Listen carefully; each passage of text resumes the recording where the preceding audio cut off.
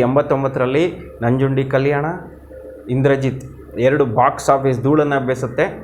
ಅದರ ಜೊತೆಗೆ ಬಂದಂಥ ಯುದ್ಧಕಾಂಡ ಸಿನಿಮಾ ಕೂಡ ಆ ವರ್ಷದ ಬಹುದೊಡ್ಡ ಬ್ಲಾಕ್ ಬಸ್ಟರ್ ಹಿಟ್ ಆಗಿ ದಾಖಲಾಗತ್ತೆ. ಮತ್ತು ಆ ಸಿನಿಮಾದ ಮತ್ತೊಂದು ಪ್ರಮುಖ ಜೀವಾಳ ಅಂದರೆ ಹಂಸಲೇಖ. ರವಿಚಂದ್ರನ್ ಅವರಷ್ಟೇ ಹೆಸರು ಮಾಡಿದವರು ಅದರಲ್ಲಿ ದೇವರಾಜ್. ಪ್ರೇಮಲೋಕ ರಣಧೀರ ಬಳಿಕ ಕಪಾಲಿ ಚಿತ್ರಮಂದಿರದಲ್ಲಿ ರವಿಚಂದ್ರನ್ ಅವರ ಯುದ್ಧಕಾಂಡ ಸಿನಿಮಾ ಕೂಡ ಭರ್ಜರಿ ಯಶಸ್ಸನ್ನು ಕಾಣುತ್ತೆ. ಆ ಹಾಡುಗಳಂತೂ ಸಿನಿಮಾ ರಿಲೀಸ್ಗೂ ಮುಂಚೆ ಧೂಳೆಬ್ಬಿಸ್ಬಿಡುತ್ತೆ.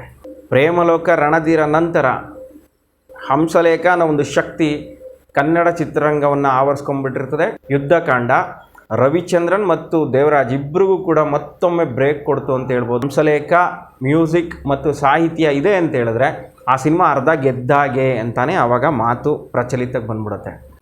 ಆ ಸಿನಿಮಾದಲ್ಲಿ ರವಿಚಂದ್ರನ್ ನಾಯಕರಾಗಿ ಎಷ್ಟು ಸದ್ದು ಮಾಡ್ತಾರೋ, JD ಪಾಟೀಲ್ ಆಗಿ ದೇವರಾಜ್ ಅಷ್ಟೇ ಹೆಸರು ಮಾಡ್ತಾರೆ.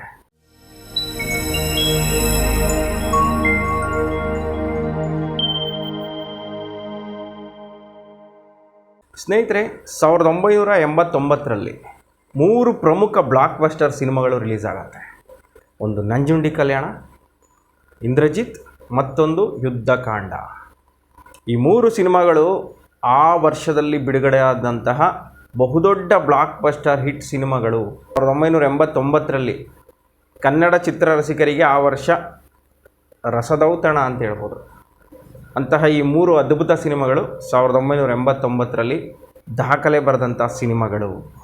ಅದರಲ್ಲಿ ಯುದ್ಧಕಾಂಡ ಸಿನಿಮಾ ಬಗ್ಗೆ ನಾನಿವತ್ತು ನಿಮಗೆ ಕೆಲವು ಮಾಹಿತಿಗಳನ್ನು ಕೊಡ್ತೀನಿ. ಯುದ್ಧಕಾಂಡ ರವಿಚಂದ್ರನ್ ಹೀರೋ ಆಗಿ ಅಭಿನಯವನ್ನು ಮಾಡಿರ್ತಾರೆ. ಆ ಸಿನಿಮಾದಲ್ಲಿ ರವಿಚಂದ್ರನ್ ಅವರಷ್ಟೇ ಪ್ರಮುಖ ಪಾತ್ರವನ್ನು ದೇವರಾಜ್ ಅವರು ನಿರ್ವಹಿಸಿರ್ತಾರೆ, JD ಪಾಟೀಲ್.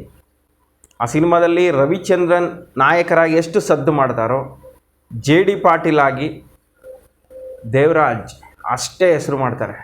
ದೇವರಾಜ್ ಒಳಗಡೆ ಇಂತಹ ಒಬ್ಬ ಅದ್ಭುತ ಕಲಾವಿದ ಇದ್ದಾನೆ ಅನ್ನೋದನ್ನು ತೋರಿಸುತ್ತೆ ಆ ಸಿನಿಮಾ. ಈ ಸಿನಿಮಾ ಅವರಿಗೆ ಬಹುದೊಡ್ಡ ಬ್ರೇಕ್ ಕೊಡುತ್ತೆ. ಮತ್ತು ಅದೇ ವರ್ಷದಲ್ಲಿ ರಿಲೀಸ್ ಆಗಿದ್ದಂತಹ ಇಂದ್ರಜಿತ್ ಸಿನಿಮಾದಲ್ಲೂ ಫರ್ನಾಂಡಿಸ್ ಅನ್ನೋ ರೋಲ್ನಲ್ಲಿ ಕಾಣಿಸ್ಕೊಂಡಿರ್ತಾರೆ. ಅದು ಕೂಡ ದೇವರಾಜ್ ಅವರಿಗೆ ಸಾಕಷ್ಟು ಹೆಸರು ತಂದುಕೊಡುತ್ತೆ. ಈ ರೀತಿ 89ರಲ್ಲಿ ಅವರು 2 ಪ್ರಮುಖ ಸಿನಿಮಾಗಳಲ್ಲಿ ಜನಗಳ ಮನಸ್ಸನ್ನು ಗೆಲ್ತಾರೆ. ಮತ್ತು ಅದೇ ವರ್ಷ ಬಿಡುಗಡೆಯಾದಂತಹ CBI ಶಂಕರ್, ಆ ಸಿನಿಮಾದಲ್ಲೂ ಕೂಡ ದೇವರಾಜ್ ಅವರಿಗೆ ಒಂದು ಉತ್ತಮ ಪಾತ್ರ ಸಿಕ್ಕಿರುತ್ತೆ. ಯುದ್ಧಕಾಂಡ ರವಿಚಂದ್ರನ್ ಮತ್ತು ದೇವರಾಜ್ ಇಬ್ಬರಿಗೂ ಕೂಡ ಮತ್ತೊಮ್ಮೆ ಬ್ರೇಕ್ ಕೊಡ್ತು ಅಂತ ಹೇಳ್ಬೋದು. ಅದರಲ್ಲೂ ರವಿಚಂದ್ರನ್ ಅವರು ಪ್ರೇಮಲೋಕ ರಣಧೀರ ನಂತರ ಸಂಗ್ರಾಮ ಅನ್ನೋ ಸಿನಿಮಾದಲ್ಲಿ ನಿರ್ವಹಿಸಿರ್ತಾರೆ. ಮತ್ತು ರಾಮಣ್ಣ, ಶ್ಯಾಮಣ್ಣ ಹಾಗೂ ಬ್ರಹ್ಮ, ವಿಷ್ಣು, ಮಹೇಶ್ವರ ಈ 5 ಸಿನಿಮಾಗಳಲ್ಲಿ ನಟಿಸಿರ್ತಾರೆ. 5 ಕೂಡ ಅದ್ಭುತ ಯಶಸ್ಸನ್ನು ಗಳಿಸಿರುತ್ತೆ. ಅದಾದ ನಂತರ ಬರುವಂಥದ್ದೇ ಯುದ್ಧಕಾಂಡ. ಆ 5 ಸಿನಿಮಾಗಳು ಭರ್ಜರಿ ಯಶಸ್ಸನ್ನು ಕಂಡಿರೋದ್ರಿಂದ ಯುದ್ಧಕಾಂಡ ಸಿನಿಮಾದ ಬಗ್ಗೆ ಜನಗಳಿಗೆ, ಅಭಿಮಾನಿಗಳಿಗೆ ಸಾಕಷ್ಟು ನಿರೀಕ್ಷೆ. ರವಿಚಂದ್ರನ್ ಈ ಸಿನಿಮಾನೂ ಕೂಡ ಸಖತ್ತಾಗಿ ಬರುತ್ತೆ. ಇಂದಿನ 5 ಸಿನಿಮಾಗಳು ಅದ್ಭುತವಾಗಿ ಯಶಸ್ಸನ್ನು ಕಂಡಿವೆ. ಈ ಸಿನಿಮಾ ಕೂಡ ಅದ್ಭುತವಾಗಿ ಬರುತ್ತೆ ಅಂತ ಜನ ಲೆಕ್ಕ ಹಾಕಿರ್ತಾರೆ. ಯುದ್ಧಕಾಂಡ ಹಿಂದಿಯ ಮೇರಿ ಜಂಗ್ ಅನ್ನೋ ಸಿನಿಮಾದ ರೀಮೇಕ್. 1985ರಲ್ಲಿ ಅನಿಲ್ ಕಪೂರ್ ಅವರು ಅದರಲ್ಲಿ ನಾಯಕರಾಗಿ ಅಭಿನಯವನ್ನು ಮಾಡಿರ್ತಾರೆ. ಅದನ್ನು ಕನ್ನಡಕ್ಕೆ ರೀಮೇಕ್ ಮಾಡಿದಂಥವರು KV ರಾಜು. KV ರಾಜು ನಮ್ಮ ಕನ್ನಡ ಚಿತ್ರರಂಗದ ಪ್ರಮುಖ ನಿರ್ದೇಶಕರಲ್ಲಿ ಒಬ್ಬರು. ಅವರ ಸಿನಿಮಾಗಳು ಡಿಫ್ರೆಂಟ್ ಶೇಡ್ನಲ್ಲಿರುತ್ತೆ ಮತ್ತು ಆ್ಯಕ್ಷನ್ಗೆ ಹೆಚ್ಚು ಒತ್ತನ್ನು ಕೊಟ್ಟಿರ್ತಾರೆ. ಆ್ಯಕ್ಷನ್ ಮೂವಿಗಳಲ್ಲದೆ ಬೆಳ್ಳಿ ಕಾಲುಂಗರ, ಬೆಳ್ಳಿ ಮೋಡಗಳು ಅಂತಹ ಒಂದು ಫ್ಯಾಮಿಲಿ ಓರಿಯೆಂಟೆಡ್ ಸಿನಿಮಾಗಳನ್ನು ಕೂಡ ನಿರ್ದೇಶನ ಮಾಡಿ ಸೈ ಅನ್ನಿಸ್ಕೊಂಡಿರ್ತಾರೆ. KV ರಾಜು ಸಂಗ್ರಾಮ ಸಿನಿಮಾಗೂ ಕೂಡ ಅವರೇ ನಿರ್ದೇಶಕರು. ಅದು ಕೂಡ ಯಶಸ್ಸನ್ನು ಕಂಡಿರುತ್ತೆ. ಆನಂತರ ಯುದ್ಧಕಾಂಡ ಸಿನಿಮಾ 89ರಲ್ಲಿ ಬರುವಂಥದ್ದು, ಅದು ಕೂಡ ಭರ್ಜರಿ ಯಶಸ್ಸನ್ನು ಕಾಣುತ್ತೆ. ಮತ್ತು ಆ ಸಿನಿಮಾದ ಮತ್ತೊಂದು ಪ್ರಮುಖ ಜೀವಾಳ ಅಂದರೆ ಹಂಸಲೇಖ.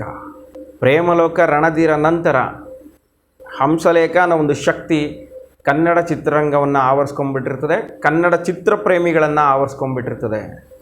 ಆ ಮಟ್ಟಿಗೆ ಹಂಸಲೇಖ ಅವರು ಸದ್ದು ಮಾಡಿರ್ತಾರೆ. ಅವರು ಯುದ್ಧಕಾಂಡ ಸಿನಿಮಾದ ಮ್ಯೂಸಿಕ್ ಡೈರೆಕ್ಟರ್, ಸಾಹಿತ್ಯನೂ ಅವರೇ.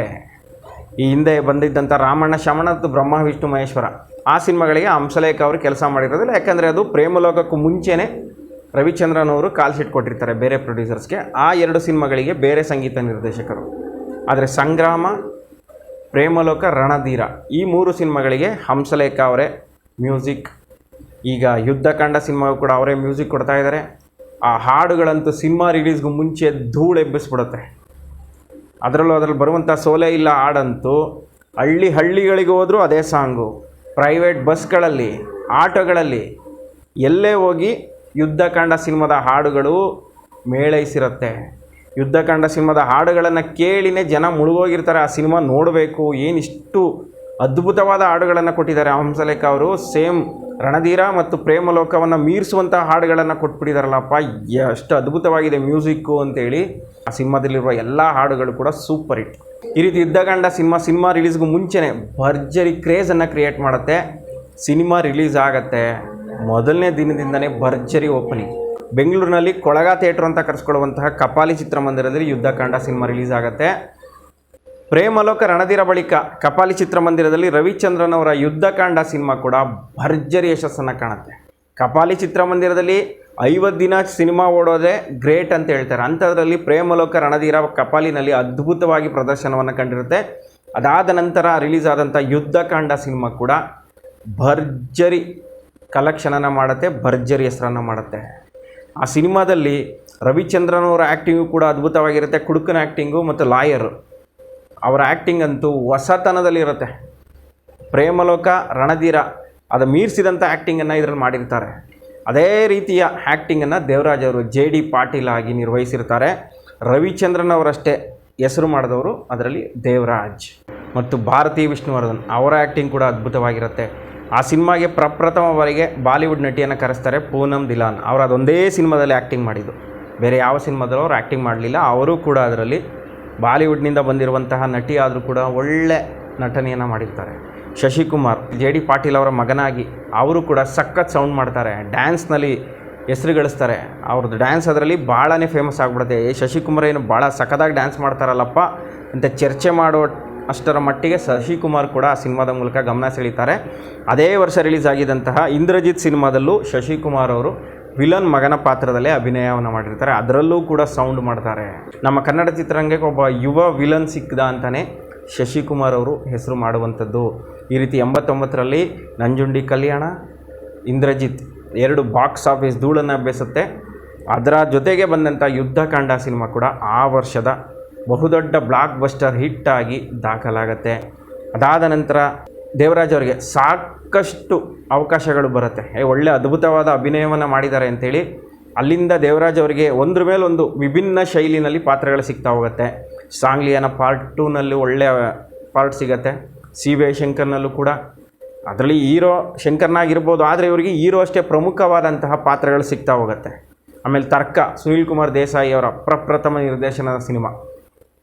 ಆ ಸಿನಿಮಾದಲ್ಲೂ ಕೂಡ ದೇವರಾಜ್ ಅವರು ಆ್ಯಕ್ಟಿಂಗ್ನಲ್ಲಿ ಭರ್ಜರಿ ಧೂಳೆಬ್ಬಿಸಿದ್ರು. ಕರ್ನಾಟಕದ ಮನೆ ಮಾತಾಗ್ಬಿಡ್ತಾರೆ, ಏನು ಇಂಥ ಒಂದು ಟ್ಯಾಲೆಂಟ್ ಇದೆ ದೇವರಾಜ್ ಅವ್ರ ಹತ್ರ ಅಂತೇಳಿ ಜನ ಮಾತಾಡ್ಕೊಳ್ಳೋಷ್ಟರ ಮಟ್ಟಿಗೆ ದೇವರಾಜ್ ಅವರು ತಮ್ಮ ಆ್ಯಕ್ಟಿಂಗನ್ನು ಮತ್ತೆ ಪ್ರದರ್ಶನ ಮಾಡ್ತಾನೆ ಇರ್ತಾರೆ.